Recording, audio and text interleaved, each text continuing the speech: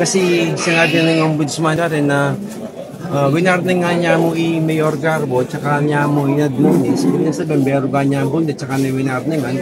At sinabi niya ng ombudsman ka rin na yung nagagawang pasibayo yung makanya nung muli, mas mabayot ang parusa yung ibinigay pa. So, with that, may kaisip ko na pwede rin ilaban kaya pinmix sa pata mong motion for reconsideration king Office of the Ombudsman.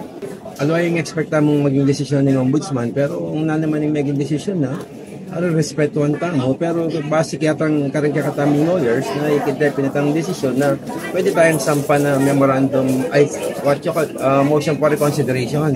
Bangkanita, pag-aralan din pa si Bayo, at ala naman kim batas na sumigkamali ka, ma-warning ka mo o ma-reprimand ka mo, ma-admonish ka mo, nang bawat pa magkamali ating karampatang parusay. Penalty.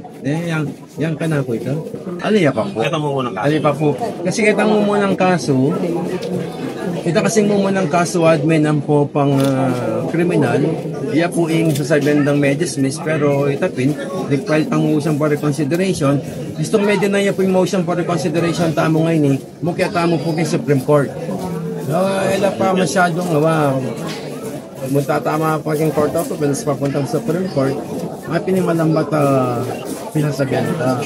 Ngayon ito pangadawang kaso, may padala na akong rin advice from ombudsman at ang apat na kasong pinasok ko parela niya pang 2024.